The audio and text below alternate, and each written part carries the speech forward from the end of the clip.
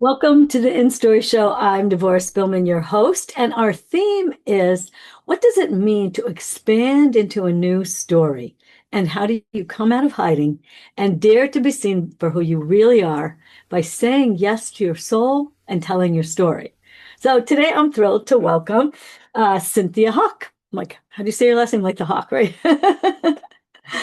So welcome, Cynthia. Thank you so much for having me, Devorah. Happy to be here.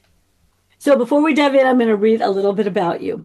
So if you've been feeling overwhelmed, disconnected from your creativity, or unsure how to share your voice, Cynthia Hauk offers a gentle and supportive path back to yourself. Cynthia is a mindful art and meditation teacher, creative guide, and founder of Mindful Creative Muse. For nearly 2 decades, she has supported thousands of women in over 99 countries to reduce stress, express themselves, and reconnect with their creativity through simple art practices. She teaches women how to slow down, listen inward, and befriend the inner critic so they can feel more at ease being seen, sharing their voice, and expressing what is true for them. So good, so aligned with what we're up to. So, just like everybody else, I love to start this season with what does it mean to you to expand into a new story? Yeah, I love that question.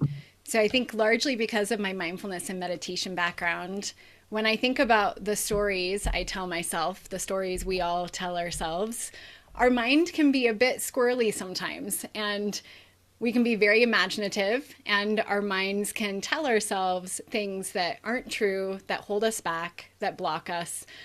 So when I think of that question, a large part for me is how can I support myself so I can choose the story that I want to move forward with. And I think largely I do that personally with mindful art and meditation. There's lots of different ways people do that. I think it comes down to Viktor Frankl, who I love, if you are familiar with him, he often talks about how we get to choose the meaning that we make in our life. And that is so often what I do through art practices, but it's about having that choice. I just think it's so empowering. We get to choose our story and make meaning in our life. It's interesting what you said about it. There's so many different paths to doing it, but I love that you have Mm-hmm. integrated meditation and creative expression and art together, and that it can help you move out of your old story. Like, so you'll say more about how you do that, but I would love to hear a little bit of your story of how you came to be doing this version of the work that you're doing now. Yeah, it's so intimately connected. As I find with a lot of students I work with, usually what we start doing in the world when our heart and soul is really connected to it, it's because it is so intimately connected with our story.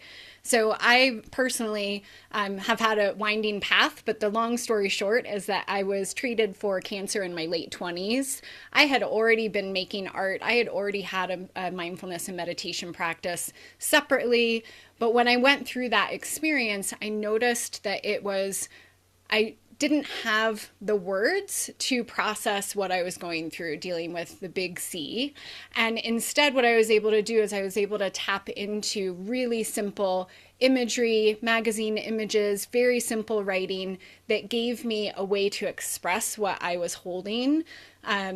Without the words. The words came later, but first it was me really holding the magazine papers in my hand, hearing the sound, being in my room. I did radiation for a few days, so I had to be sequestered after my surgery. And being able to look at images and have curiosity to notice what I was feeling in that moment widened space for me to actually be with what I was going through.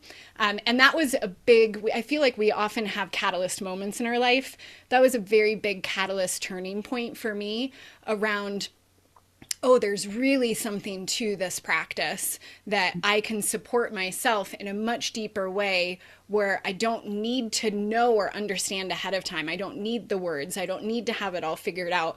I can have through a set practice and principles that I did, I could have a place that I could be kind to myself, that I could just widen the space of being with something that was really challenging. And it's also practices that I use now when I'm feeling really joyful and grateful. So it's all encompassing. But it just gave me like a tether, a rope, something to hold on to. So I wasn't just floating all out there by myself.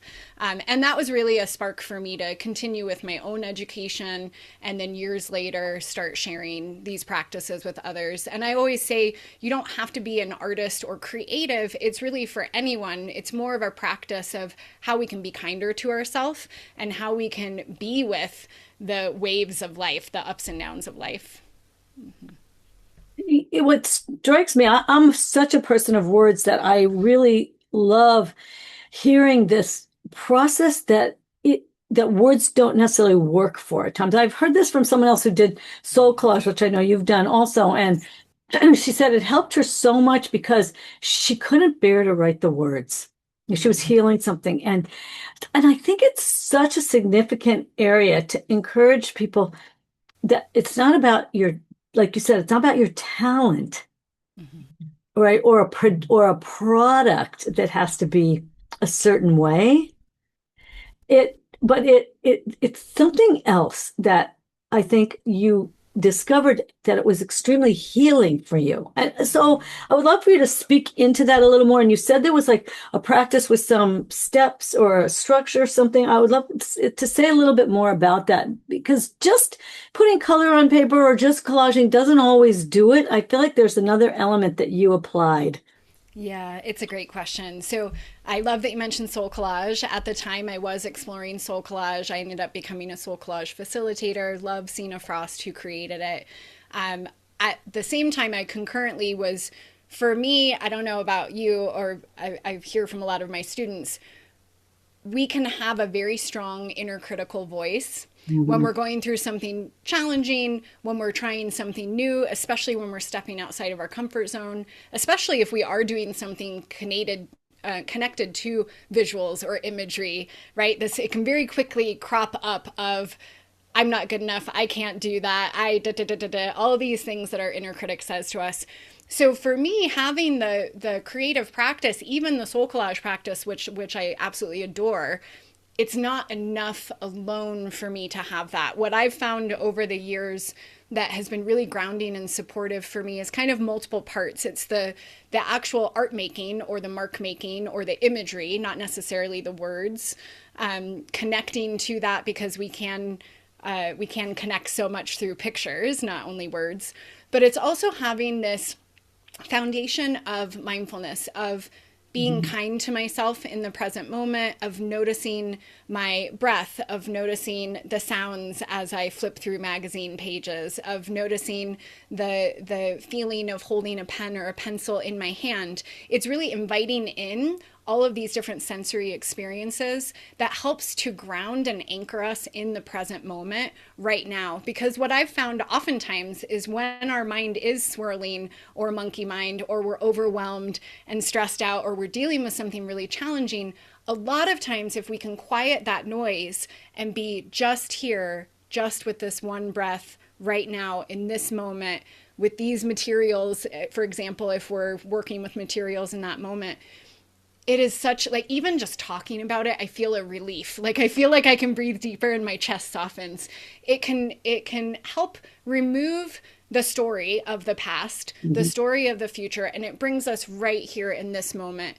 And a lot of times when we're here right now, we are able to tap into being calmer or more connected, grateful, to feel our breath. So that was a big foundation. And so it's the mark making, the art making, the mindfulness as a foundation. And then also for me it is about the meaning making. Mhm. So I do lean into words, into reframing and changing our stories. And usually the practices I teach, that comes last because we, even scientifically, I have a mindful art meditation teacher training. It's trauma informed and science backed. We know that we cannot even access our words or reframing meaning until we've come to a place of being more settled in our body. And we do that through our breath, and we do that through these practices of art making.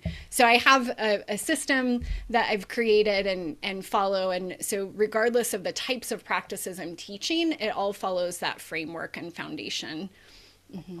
So, what if we tell everybody to go get a pen of some sort or a pencil or marker or whatever the heck they want. I mean, I'm just going to use my pen. And what if do you want to like do just a little a little experience of getting into the present moment, make it a mark, like you said, and make it like just a little mini taste. Do you want to do that? Yeah, Okay. absolutely. And I can guide. So even if you're listening and you don't have, let's say, colored pencils or something to color with, or you don't even have a pen, you can even do this without the materials. But I encourage you, if you do have something, you can follow along as well. So some of the practices that I teach that I like to think of them, I tend to do them daily, and I usually do them in just 2 or 5 minutes. I oftentimes do these practices when I'm needing a quick break in the middle of my day. I've had students that I've shared it with where they've shared it with their kiddos, so adults and their children can do the practices together depending on the ages. So I mention that to say you don't need any art talent. It doesn't matter your age, and you literally could do it with just a pen. So some of the practices I do that I'll share one with you now is really just noticing our breath and having some sort of mark or doodle that you can do with a pen. So if you have a pen, and I'll just kind of show with my finger here if you would like a visual. But first, I'd like to just notice if you're holding a pen or pencil in your hand, just literally noticing how firmly or softly you're holding that in your hand. I like to even twirl it a little bit between my fingers. You can feel the texture or the shape or the firmness of that pen or pencil in your hand. Perhaps noticing, just looking at that object, seeing if you notice any colors, perhaps noticing the shape.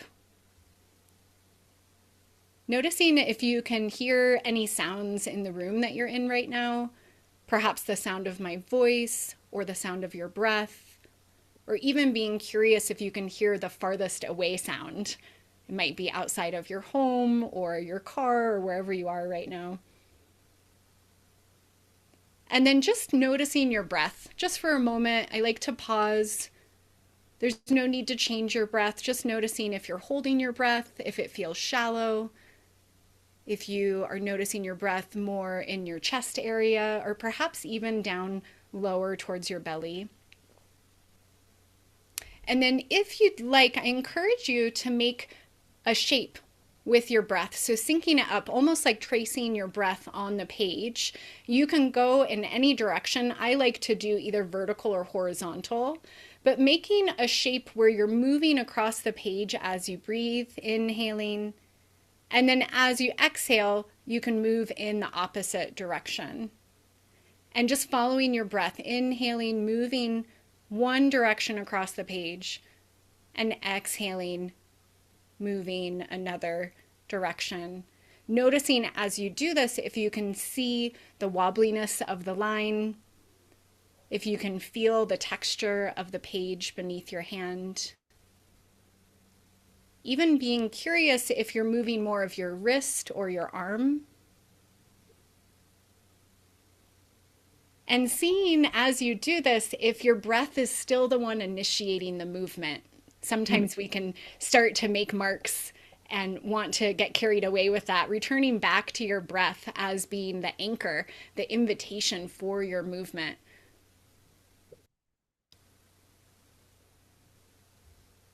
And noticing if you have any distracting thoughts, as the mind does, that's absolutely okay. And you can simply return back to this invitation, this intention of syncing your breath up with simple doodling.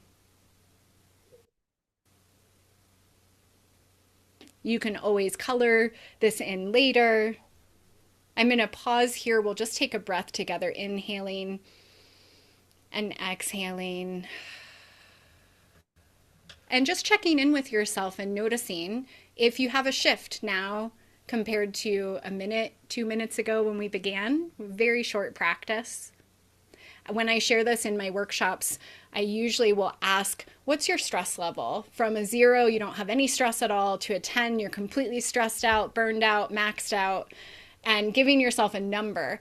And then doing like a pre-check-in and a post-check-in. And almost every single time I've done this now with thousands of different students, and on average, the numbers go from a 6 to an 8 before you begin, down to typically a 3 is where a lot of people land of a 3. And so I have about 20 different what I call breath doodle exercises. So there's different shapes and marks. And then I have other practices where it's not just synced up with the breath, but where we're making deeper meaning of our marks.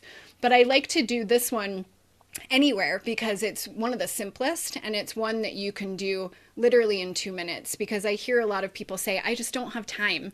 I would love to tend to my self-care. I would love to step into the next big thing for me. I would love to have more healing. I would love to lean into my dream. All of these things that we want to do and we feel like we don't have time.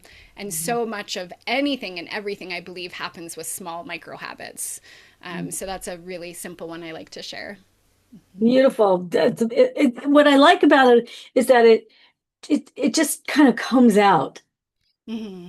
right? And I do a lot of work with guided imagery and just getting an image and that, but adding the movement onto the paper with it is really fun, especially when it's not a goal-oriented movement, right? It's just coming in and out with the breath. And the main thing was I just wasn't thinking about anything because it was it was like capturing my attention to focus on my breath and the lines on the paper. And I could look at it and then I could feel it. So I really wasn't like, it really was helpful to be not thinking about anything because I wasn't thinking about anything.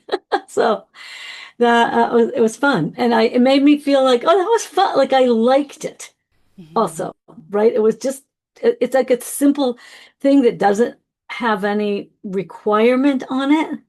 Mm-hmm. So it was some, I like that. And it's not, and I'm one of those people where I don't usually draw as my way of changing my state. So it was fun. Like when someone gives you an opportunity to do something that's not your usual, Mm-hmm. so I really like that. So I would love for you to tell us a few other things that you have found that are really making meaning and making, like, speak a little bit into the story side, the making meaning side, like as things, when people go deeper with this work or when you've gone deeper personally for yourself, where has it led you? Where is it making a difference and making meaning?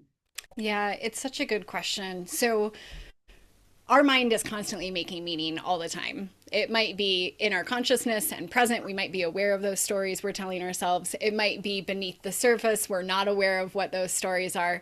But meaning making and storytelling, both internally and externally, is something that's happening all the time, I believe, as humans. It's part of our shared experience.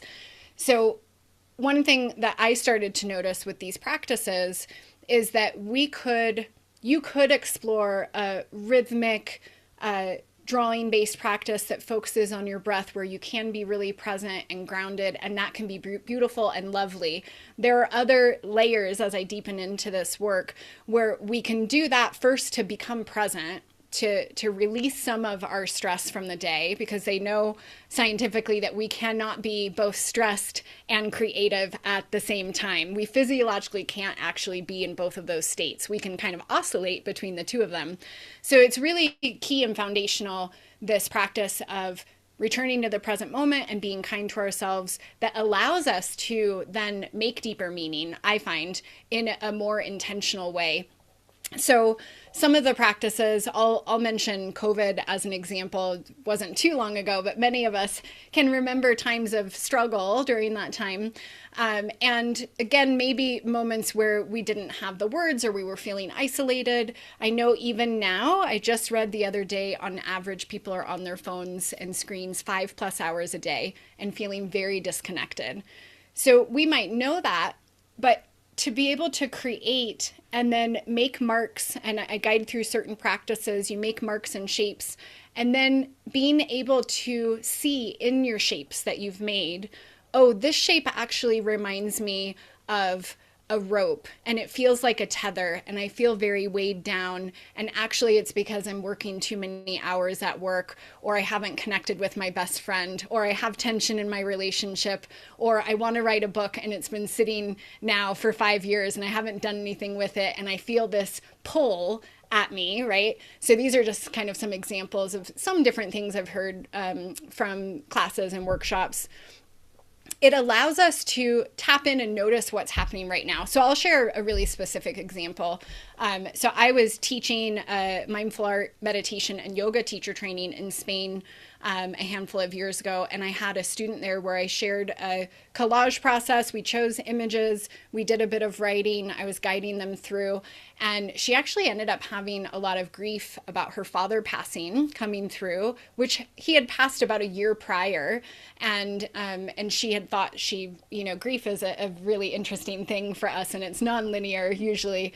But she tapped into something that she wasn't aware was there. And she ended up being able to create these really beautiful symbols that was an honoring of her dad and her connection with her dad. And she was able to do it within our community. So she could feel, I think another part of these practices often is that we are not only creating, but then we're able to share with others. So whether that's in a circle or a class or a teacher training or a coaching group, you have other people that you have support, so you can hear about each other's experiences and just realize like, oh yeah, me too, we're human. That is part of our experience.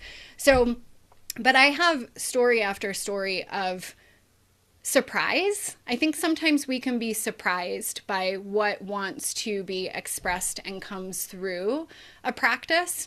And it's, I often see it as a mirror. So this work is often a mirror that can help reflect back what's coming up for us right now. And then we can hold it and be kind to it. And then we can decide what we also want to perhaps do with it or not, just be with it. So yeah, I'll pause there, but it's very, I think it's really important, whatever way people find meaning in their lives or make meaning in their lives. I think it's really part of our human experience that we honor that we need a space and a place to connect with ourselves and be able to express ourselves in a way where we're going to be held. And we can do that for ourselves in mindful art meditation. We can also do that in community.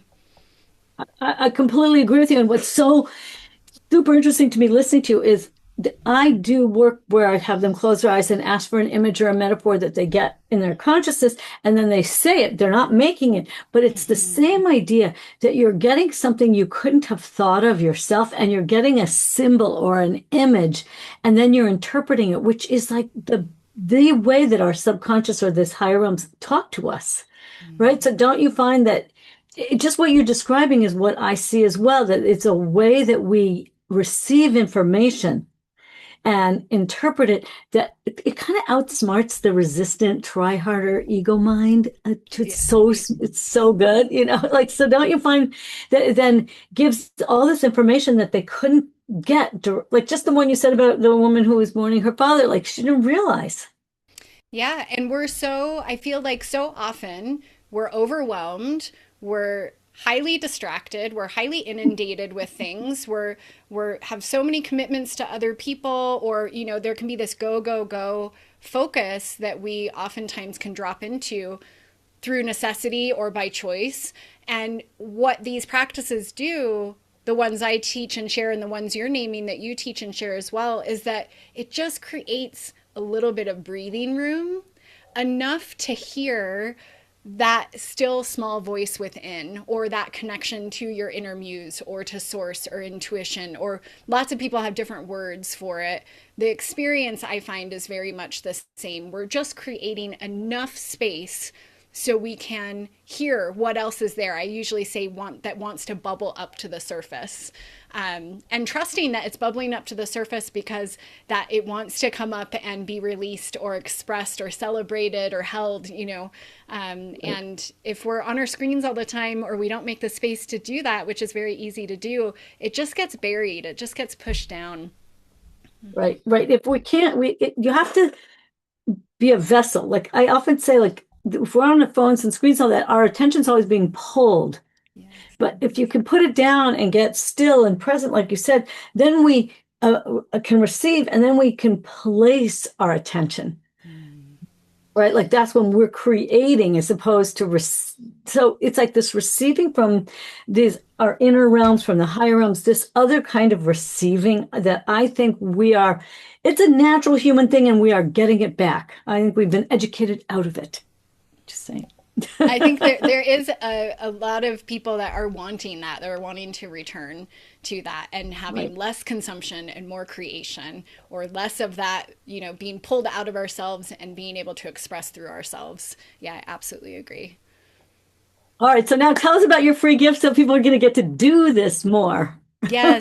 So I have a 60-minute art as meditation workshop where I share my three-part framework. I'll guide you through three different practices so you can actually, it's one thing to talk about it and experience it. And I know we did a little bit with the breath and imagining or doodling, but where you'll actually be guided through it. And I do include not only the presence practices and the creating, but also some of the meaning making. So you can have those practices that you could infuse into your daily life later. And again, there's no art experience or meditation experience needed or required. And if you have a background in that, that's great as well. They're just new tools for you. But it has that workshop. And then there's also a workbook that is included as well with some additional writing prompts. So it's just so cool because if you get that and you give yourself that hour, you could discover magic. I could just, like that's the thing when you give yourself time to do this kind of inner creative work, it's like we're so hungry for it, I think. I think our souls are just going, yes, please, right? I don't you feel it's so fulfilling.